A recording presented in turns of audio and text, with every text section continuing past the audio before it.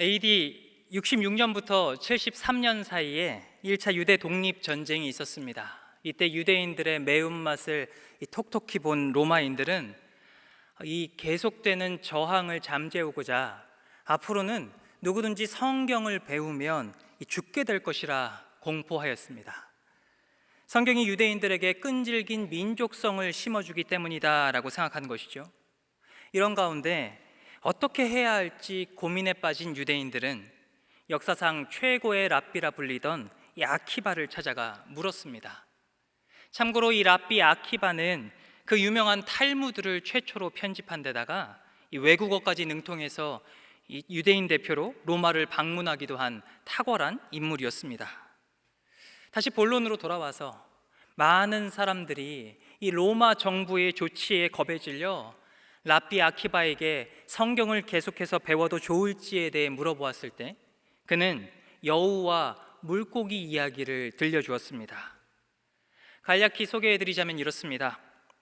어느 날 여우가 냇가를 지나가다 이 물속에서 바삐 다니는 물고기들을 보았습니다.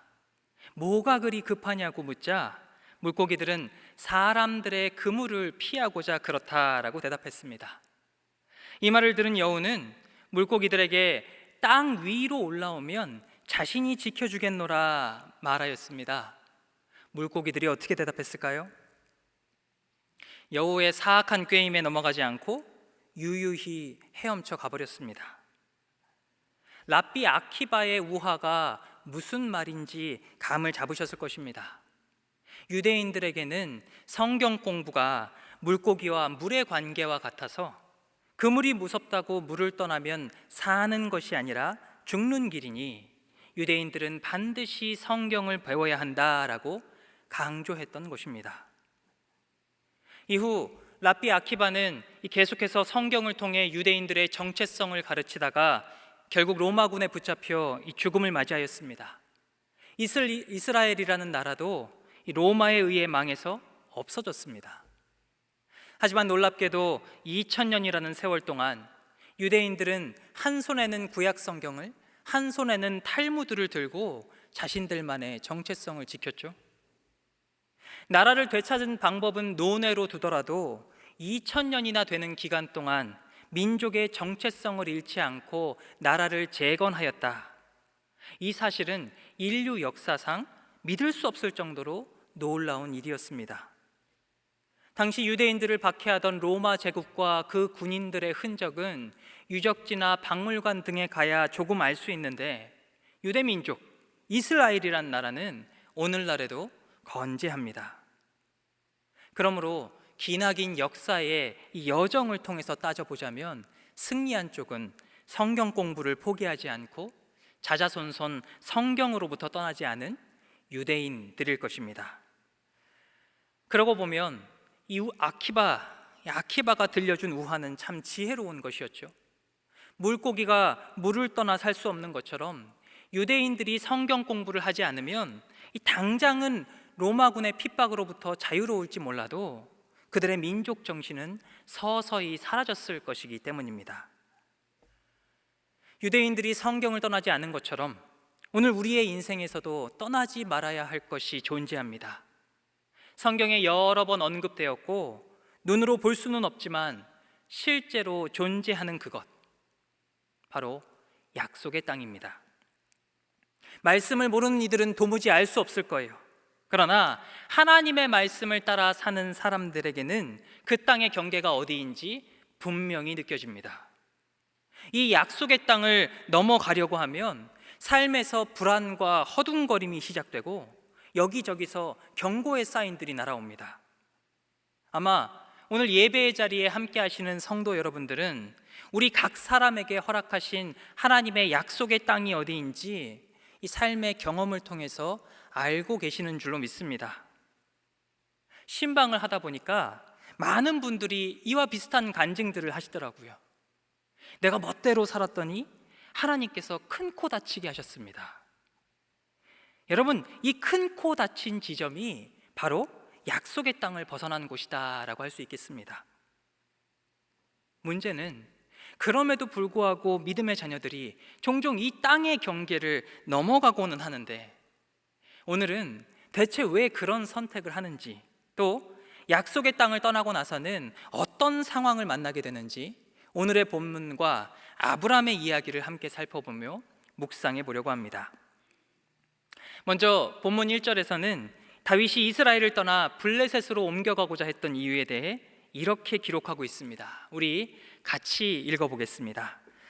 다윗이 그 마음에 생각하기를 내가 후일에는 사울의 손에 붙잡히리니 블레셋 사람들의 땅으로 피하여 들어가는 것이 좋으리로다. 사울이 이스라엘 온 영토 내에서 다시 나를 찾다가 단념하리니 내가 그의 손에서 벗어나리라 하고. 이 말씀을 기억하면서 우리 창세기 12장 10절 말씀도 같이 읽어보겠습니다.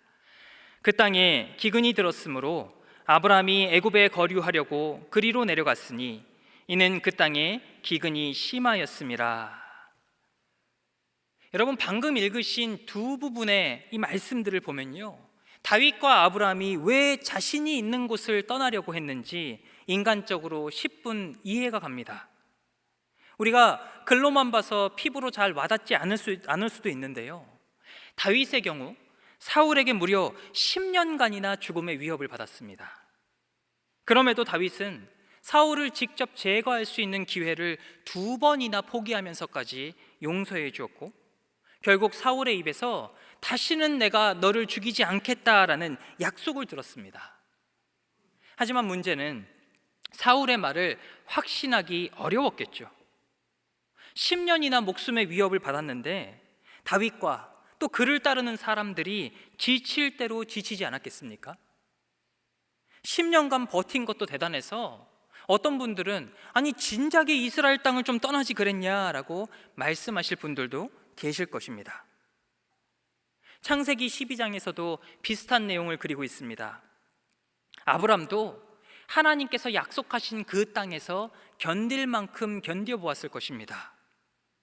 갈대아 우르 지역에서 직선거리로 700km나 떨어진 하란으로 이사했고요, 또 하란에서 다시 하나님의 부르심을 받아 직선거리로 800km 떨어진 가나안 땅까지 이사한 것을 우리가 잘 알지 않습니까? 여러분, 이 거리가 동네 마트 가는 것도 아니고요, 산과 들판, 사막을 건너며 또 들짐승과 강도의 위협을 받아가며 그야말로 목숨을 걸고 가나안을 향해 갔을 것입니다. 그런데 막상 도착해 보니 기근, 그것도 견딜 만한 것이 아니라 심한 기근이 왔다라고 기록되어 있죠. 사랑하는 가족들이 배가 고파서 어찌할 줄 몰라 할 때 가장으로서 어떻게 하면 좋을까요? 성경에 자세히 기록되어 있지 않아서 우리가 잘 상상하기 어렵지만 조금만 좀 생각을 해보자면요, 아브라함의 아내 사레가 여보, 당신 하나님의 음성 잘못 들은 거 아니에요? 라고 눈치를 주었을지 모르겠고요, 또 조카 롯은 삼촌 이렇게 무책임한 분이었어요? 하면서 한숨을 푹푹 쉬었을지도 모르겠습니다. 그런데 여기서 하나님은 왜 우리에게 성경을 읽게 하시는지 그 이유를 깨닫게 됩니다. 성경을 가만히 들여다보면요, 한 사람이 어떤 상황에서 그런 결정을 할 만한 타당한 이유가 있다는 것을 알 수 있습니다. 하지만 그것과 별개로 과연 그의 선택이 옳은 것이었느냐, 과연 그것이 옳은 것인가를 하나님께서 성도들에게 물어보십니다. 더 간결하게 말씀드리자면 합리적인 것과 옳은 것이 과연 같이 가고 있는가를 묻고 계시는 것입니다. 다윗과 아브람 두 사람이 각각 블레셋과 애굽으로 가려던 이유가 무엇이었습니까? 바로 거기에 해답이 있다고 믿었기 때문입니다. 방금 우리가 함께 읽었던 사무엘상 27장 1절 후반부를 보면 다윗은 자신이 블레셋 땅으로 가기만 하면 사울이 이스라엘에서 그를 찾지 못하여서 결국은 포기하게 될 것이다 라고 생각했습니다. 또 창세기 12장 10절 말씀을 보니까 아브라함은 애굽에 가면 먹을 것에 대한 걱정이 사라지리라 믿었습니다. 그런데 현실은 어떻습니까? 먼저 다윗의 경우를 볼까요? 본문 4절 말씀을 제가 읽겠습니다. 다윗이 가드에 도망한 것을 어떤 사람이 사울에게 전하매 사울이 다시는 그를 수색하지 아니하니라. 여러분, 다윗의 생각과는 달리 사울은 여전히 그에게 충성을 다하는 사람들을 통해서 좋은 정보력을 가지고 있었습니다. 다만 사울이 약속했던 것처럼 다윗을 추격하지 않았을 뿐이지 마음만 먹었다면 자객이라도 보내서 여전히 다윗을 위협할 수 있었습니다. 아브라함은 또 어땠을까요? 애굽으로 가는 길이 그에게 썩 유쾌하지 않았죠? 아내가 너무 미인이라서 누군가 이 아내를 빼앗기 위해 나를 죽이지는 않을까 염려했기 때문입니다. 결국 살기 위해서 아내가 아니라 누이다라고 거짓말을 해야 했고요. 아니나 다를까 애굽의 최고 권력자인 파라오가 정말 아내를 데려가 버렸습니다. 이 두 사람의 삶을 통해서 우리에게 말씀하시는 하나님의 음성이 들리십니까? 오늘 이 시간 우리가 두 가지 메시지를 꼭 듣고 기억하기를 원하는데요. 하나님의 첫 번째 메시지는 내가 합리적이지 않다는 것을 인정하라입니다. 내가 합리적이지 않다는 것을 인정하라. 요즘 많은 분들의 관심이 돈에 쏠려 있는 것을 보는데 이 돈과 관련해서 독일의 사회학자인 베르너거스가 이 무려 20년간이나 아주 다양한 사람들을 대상으로 한 실험이 있습니다. 일명 최후 통첩 게임이라고 하는 것인데요. 내용은 굉장히 간단합니다. 실험에 참가한 두 사람 중 제비뽑기를 통해서 한 사람은 제안자가 되고 한 사람은 응답자가 됩니다. 그리고는 두 사람의 가운데에 10,000원짜리 한 장을 올려놓는 거예요. 여기서 제안자는 응답자에게 이 10,000원짜리를 어느 만큼의 비율로 나눠 가질지를 제안할 수 있습니다. 그러면 응답자가 듣고는 그것에 응하면 그 돈을 그만큼 나눠 가지는 거고요. 만약 그것에 응하지 않으면 그 돈을 둘 다 한 푼도 받지 못하는 것이죠. 이해가 되시죠? 가령 제안자가 5,000원씩 나눠 가져야 할 수도 있고요. 혹은 내가 6,000원 가지고 당신이 4,000원 가지라 할 수도 있고요. 또 어떤 못된 사람은 나는 9,000원 가질 테니 당신은 1,000원만 가지라 할 수도 있는 것이죠. 여기에 대해서 예스라고 하면 그만큼 갖는 것이고요. 베르너거스는 아주 작은 돈으로 이 실험을 진행했는데요. 호주의 경제학자였던 리사 캐머런이라는 사람이 실험의 규모를 굉장히 키웠습니다. 인도네시아 사람들을 대상으로 한 달치 월급을 가지고 이 실험을 진행한 겁니다. 여러분, 결과가 어땠을 것 같으십니까? 여러분이 제안자시라면 생전 처음 보는 사람과 얼마를 나누자고 했을 것 같으십니까? 또 여러분이 응답자라면 이 제안자의 제안을 어디까지 받아들이시겠습니까? 실험 결과 42%, 그러니까 제안자가 6, 응답자가 4를 받는 경우까지는 거래가 성립되었습니다. 하지만 제안자가 7.5, 응답자가 2.5를 받는 경우부터 그 아래로는 거래가 전혀 성립되지 않았습니다. 마음이 상했다는 것이죠. 그런데 10,000원을 가지고 실험했을 때는 까지도 2,500원 할 수 있지만 한 달치 월급일 때는 좀 달라지지 않습니까? 25%면 한 달치 월급의 4분의 1, 그러니까 한 주치의 돈이 공짜로 생김에도 불구하고 응답자는 거래를 성사시키지 않았습니다. 인공지능처럼 냉철하게 생각한다면 25%라도 받는 것이 이득이 되는 선택임에도 실험에서 그런 결과는 찾아보기 어려웠습니다. 사람들이 그토록 많은 열정과 에너지를 쏟는 돈에 관해서도 이런데 더 민감하게 반응해야 할 영적인 부분에서는 어떻겠습니까? 지난 토요일 밤 10시경 이게 정말인가 한 번 더 확인해야 했던 사고가 발생하였죠. 지금도 온 국민들이 이 유가족들을 위로하고 다시는 이런 일이 없어야 한다며 우리 장로님 기도하셨던 것처럼 그렇게 많은 관심을 쏟고 있는데요. 잘 아시는 것처럼 이 토요일 밤 약 10만 명 이상의 인파가 몰렸던 것은 할로윈 축제 때문이었습니다. 처음 사고 소식을 접하면서요, 이 사고를 당한 분들, 가족들에 대한 그 아픈 마음과 함께 안타까움이 깊이 느껴졌습니다. 이 할로윈이라는 것의 기원이 정말 당황스럽기 때문입니다. BBC 뉴스에 따르면 거의 2500년간이나 이어져 내려오고 있는 이 할로윈은요, 고대 켈트족이 10월의 마지막 날, 이날에 악령들이 대규모로 활동하는 날이다라고 믿고 귀신들에게 자기의 몸을 빼앗기지 않도록 귀신처럼 분장을 하여서 피하려 한데 유래되었다고 합니다. 물론 이번 할로윈 축제 자리에 있던 사람들 중에 이런 이해나 믿음을 가지고 함께 했던 사람들 많지 않을 것입니다. 어쨌든 이것이 많은 나라들에 이 큰 영향을 끼치는 문화가 되어서 결국 이런 사고까지 이어진 것을 보니까 제 마음이 정말 복잡했습니다. 사랑하는 여러분, 사탄이 이 사람의 분장을 알아보지 못할 정도로 어리석을까요? 할로윈에 분장을 하고 모여가지고 축제를 벌이면 정말 건강하게 오래 살 수 있을까요? 다윗과 아브람뿐만 아니라 오늘 이 시대의 많은 사람들이 자기 자신을 합리적이라 생각하며 살아가지만 실은 그렇지 않습니다. 혹시 받아들이기 어려운 분들이 계시다면 그동안 살아온 인생을 한번 돌아보시기 바랍니다.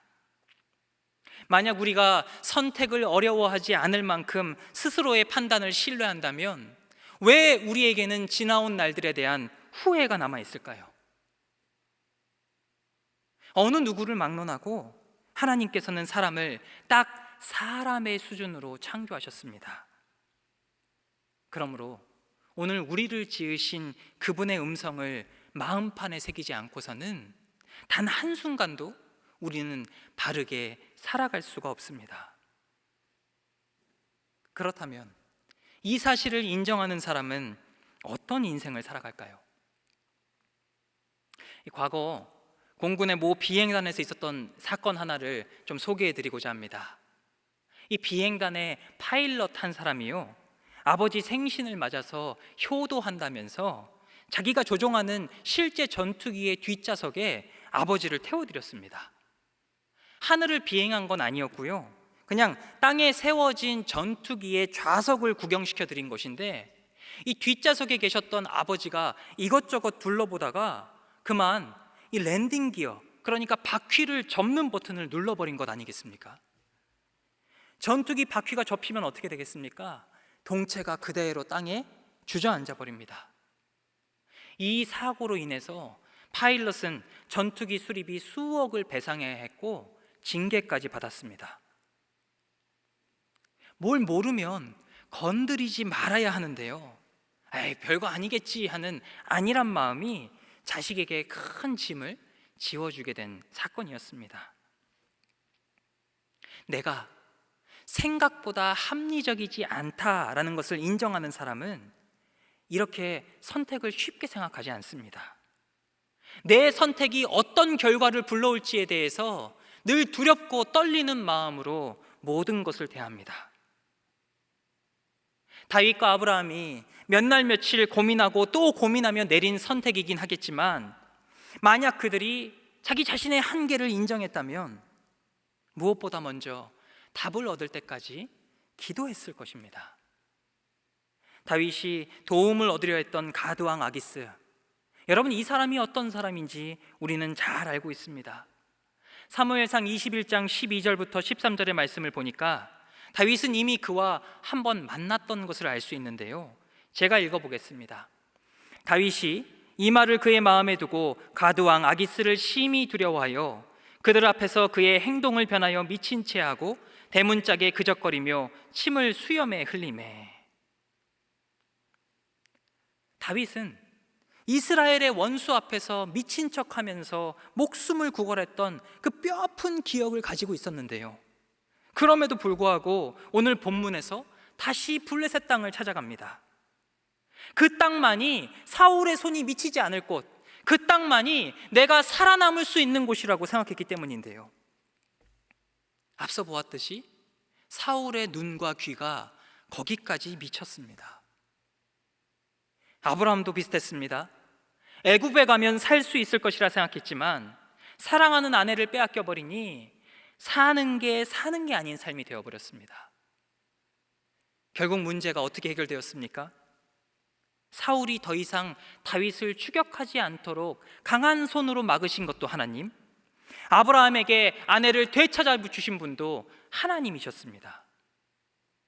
그렇기 때문에 우리가 하는 선택 중 가장 합리적인 선택은 무릎 꿇고 기도하는 것인 줄로 믿습니다.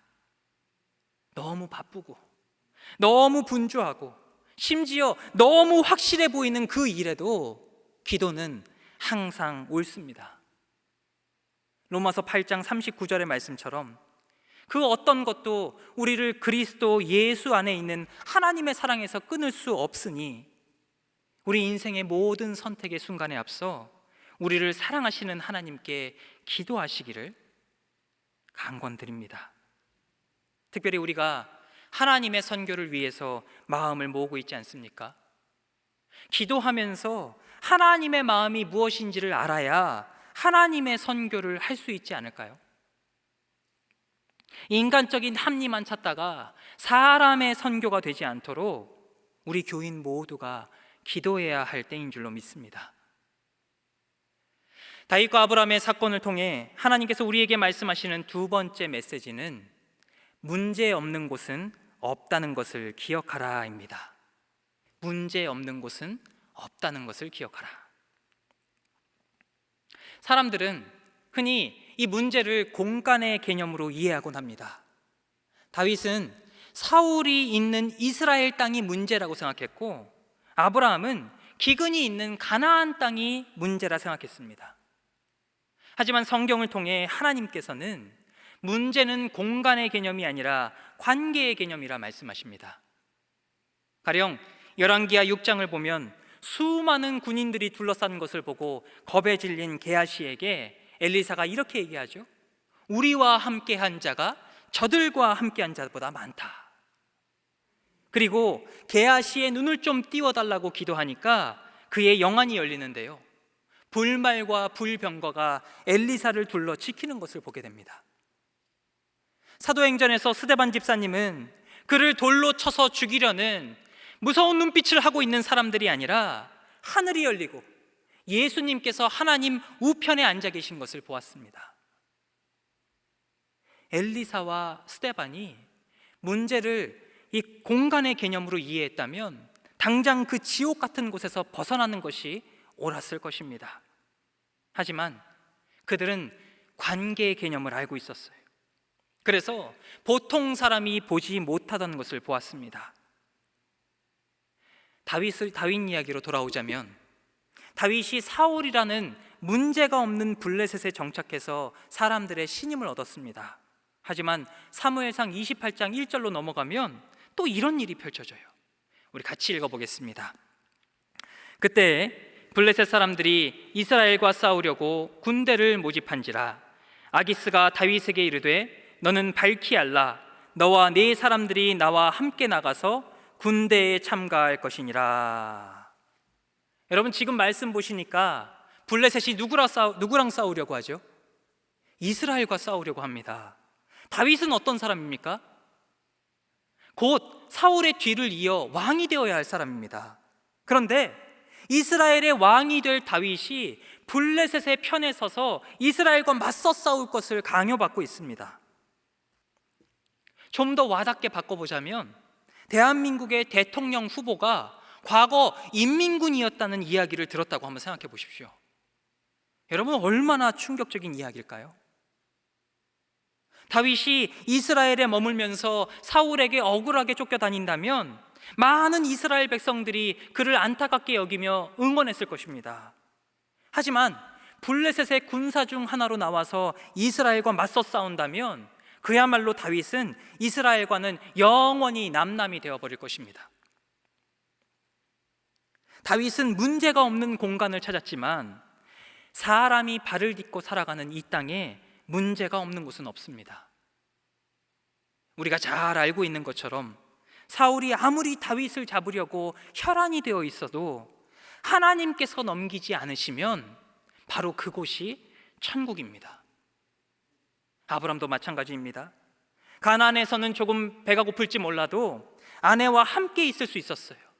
그러나 애굽에서는 아내를 빼앗겨버린 뼈아픈 경험을 해야 했습니다. 사랑하는 성도 여러분, 오늘 우리는 문제를 피해 어디로 달려가려 하고 있습니까? 혹은 어디로 가면 천국이 있을 것이라 생각하며 열심히 걸어가고 있습니까? 지금 내 삶에 펼쳐지는 문제는 공간이 아니라 하나님과의 관계 때문임을 기억하시기 바랍니다. 이 동작동 국립서울현충원 병사묘역에는 베트남 전쟁에서 전사한 병사들의 시신이 묻혀 있습니다. 그런데 여기 매우 특이한 묘가 하나 있으니 바로 예비역 중장의 무덤입니다. 이 병사묘역에 예비역 장군의 묘가 있는 것, 이건 건군 이래 사상 최초인데요. 이 무덤의 주인공은 바로 지난 2013년 하나님의 부름을 받으신 고 최명신 장군입니다. 보통 이 장군들은 장군 묘역이 있는 국립대전현충원에 묻히길 원합니다. 왜냐하면 장군 묘역은 병사의 것보다 8배나 크고요, 봉분도 올릴 수 있고 또 비석도 훨씬 크게 만들 수 있기 때문입니다. 하지만 이 최명신 장군의 가족들은 평소 고인이 입버릇처럼 말하던 뜻에 따라서 고인을 병사묘역에 묻었습니다. 그리고 또 병사들과 똑같은 모양의 비석을 세웠습니다. 장례를 집례하다 보니까 지금도 얼마나 많은 분들이 소위 명당에 묻히려고 준비하고 계시는지 알게 되어서 굉장히 놀랐던 그런 기억이 있는데요. 그런 의미에서 고 최명신 장군은 중요한 기회를 스스로 내려놓은 것이라 할 수 있습니다. 그가 어떻게 이런 선택을 할 수 있었을까요? 고인의 장례 때 참석한 분들이 찬송가 438장을 함께 불렀다고 하는데요, 고인이 생전 즐겨 부르시던 찬송이었습니다. 여러분도 다 잘 알고 계시는 내 영혼이 은총 입어라는 찬송인데, 잠시 가사에 좀 귀를 기울여 보시기 바랍니다. 내 영혼이 은총 입어 중한 죄짐 벗고 보니 슬픔 많은 이 세상도 천국으로 화하도다. 높은 산이 거친 들이 조막이나 궁궐이나 내 주 예수 모신 곳이 그 어디나 하늘나라. 이 고 최명신 장군에 관한 많은 일화가 있는데, 이 종합해 보자면 그분은 딱 이 찬송 가사처럼 사셨습니다. 베트남전 사령관이라는 높은 자리에 연연하지 않고 이 포성이 그치지 않는 매일 밤 병사들의 막사를 일일이 찾아다니면서 어떻게 하면 이 젊은이들의 어려움을 해결해 줄까 귀담아 들으셨습니다. 일례로 병사들이 입맛에 맞지 않아서 이 미군 전투식량 먹기를 굉장히 괴로워했다 그러는데요, 한국 정부를 설득해서 통조림 김치를 제공받습니다. 그런데 이 당시 국내 기술의 이 한계로 인해서 오는 동안 통조림이 김치 국물에 산화되는 거예요. 그래서 베트남에서 통조림을 까보면 그러면 그 안에 녹물이 막 섞여 있는 거죠. 병사들이 김치는 먹고 싶은데 녹물이 섞여 있으니까 먹지 못할 때 그들을 앉혀놓고 고향에 부모님들이 만드신 귀한 것이니 우리 감사하며 먹자며 본인이 먼저 이 녹물 김치 국물을 마셨다 그럽니다. 그리고 생전에 여러 번 내가 묻힐 곳은 같이 목숨을 걸었던 우리 병사들 곁이라고 말하면서 가족들을 설득한 끝에 결국 마지막까지 많은 사람들에게 감동을 주고 하나님 곁으로 가셨습니다. 세상의 사람들은 내가 어디 있느냐가 자신의 높고 낮음을 결정한다라고 생각하지만 고인은 내가 누구와 함께 하느냐가 가장 중요한 것임을 분명히 알았던 것으로 보입니다. 그러니 자기 무덤이 비록 장군들 곁에 있지 않더라도 그래도 기쁨으로 하나님의 부르심을 받은 것이겠죠. 사랑하는 성도 여러분, 학교, 직장, 삶의 터전 등을 옮기면 내 인생 문제가 사라지고 광명이 찾아올까요? 그것보다 더 급한 문제는 하나님과의 관계입니다. 그분과 친밀해지면 우리를 지극히 사랑하시는 하나님께서 반드시 피할 길을 허락하실 줄로 믿습니다. 다윗에게 그러셨던 것처럼 악에게 우리를 넘겨주지 않으실 줄로 믿습니다. 도입부에서 다루었던 문제로 돌아가 보겠습니다. 믿음의 사람들이 왜 약속의 땅을 떠날까요? 결국 하나님보다 나 자신을 더 믿었기 때문입니다. 내 판단은 생각보다 합리적이지 않고 이 땅에 문제가 없는 곳은 없다는 것을 기억했다면 하나님께서 내게 허락하신 그 자리에서 하나님만을 붙잡았을 텐데 보니까 인생의 답이 저 너머에 있는 듯 보이니 일단 달려가고 보는 것이 약속의 땅을 떠난 수많은 신앙인들의 모습입니다. 이제 우리 그동안 할 만큼 다 해보았으니 다시 기도의 자리로 돌아가기를 간절히 소망합니다. 오늘 하나님께서 우리에게 다윗과 아브라함의 실수를 보여주시는 것은 우리를 그만큼 아끼고 사랑하시기 때문입니다. 2022년이 얼마 남지 않은 이때 올해도 기도하지 않는 해로 보내시렵니까? 내년에는 꼭 기도해야지 다짐하며 시간만 보내시렵니까? 여러분, 이 남은 2달만큼이라도 새벽을 깨워보시기 바랍니다. 수요 기도의 자리에 함께 하시기 바랍니다. 시간을 정하여서 하나님의 선교에 기도로 동참하시기 바랍니다. 귀한 결단 가운데 우리 하나님께서 함께 하시며 큰 은혜로 우리 삶의 선한 열매를 많이 맛보게 하시리라 굳게 믿으며 축복합니다. 아멘. 우리를 사랑하셔서 다윗과 아브라함의 실수 이야기를 통하여 우리 삶에 정말 원하시는 것이 무엇인지를 깨닫게 하신 아버지 하나님, 오늘 우리에게 말씀하신 2가지 메시지를 우리 마음판에 깊이 새기게 하여 주시옵소서. 주님, 날마다 나는 합리적이지 않다는 것을 인정하는 겸손한 삶 살게 하여 주시옵소서. 매 선택의 순간마다 그저 지나온 경험들을 바탕으로 혹은 주변의 지인들의 조언을 바탕으로 성급히 결정하는 것이 아니라 하나님 앞에 무릎 꿇고 하나님의 뜻이 어디 있는지를 구하며 또 하나님께서 응답해 주실 때까지 인내하며 기도할 줄 아는 우리들 되게 하여 주시옵소서. 또 주님, 공간의 개념이 아니라 관계의 개념으로 문제를 새롭게 바라보게 하여 주시옵소서. 이 땅에 문제 없는 것은 없다는 것을 기억하며 하나님께서 함께 하시는 그곳이 어느 곳이든 하나님 나라임을 기억해 하여 주시옵소서. 주님, 특별히 이 나라 이 민족을 불쌍히 여겨 주시옵소서. 이태원 참사로 인하여 사랑하는 가족을 또 지인을 잃고 아파하는 영혼들, 그들 주변에 크리스천들이 일어나 하나님을 대신하여 하나님의 사랑을 증거함으로 말미암아 살아계신 하나님을 만나게 되는 귀한 기회가 될 수 있도록 주님 도와주시옵소서. 우리 교회가 하나님의 선교를 위해서 함께 꿈꾸며 마음 모아가고 있는데 우리 교인들이 흩어져서 주변에 위로가 필요한 사람들을 찾아가 그들을 위로하며 격려하며 손을 잡아주고 안아주어서 하나님의 선교를 삶에서 실천해 나아갈 수 있도록 주님 도와주시옵소서. 아버지 하나님, 여러 갈등들로 인하여 반목하는 우리 국민들을 불쌍히 여겨주시고 우리 사랑하는 대한민국이 다시 한번 한마음 한뜻이 되어 위기를 잘 극복하게 하여 주시옵소서. 북한의 도발이 연일 계속되고 있습니다.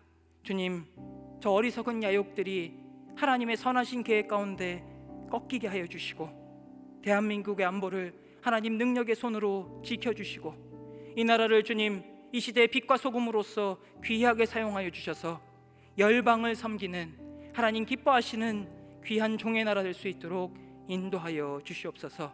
수요 기도의 자리에 나온 모든 성도들, 앞으로 남은 2달 동안 하나님 앞에 힘써 기도하기를 결심케 하시고, 또 이 자리에 함께하지 못한 이들도 하나님 앞에서 각성하며 기도하게 하셔서 기도로 2022년을 잘 마무리하는 우리 모든 주님의 교회 성도들 되게 하시기를 간절히 소망하며 우리 주 예수 그리스도의 이름으로 기도드립니다.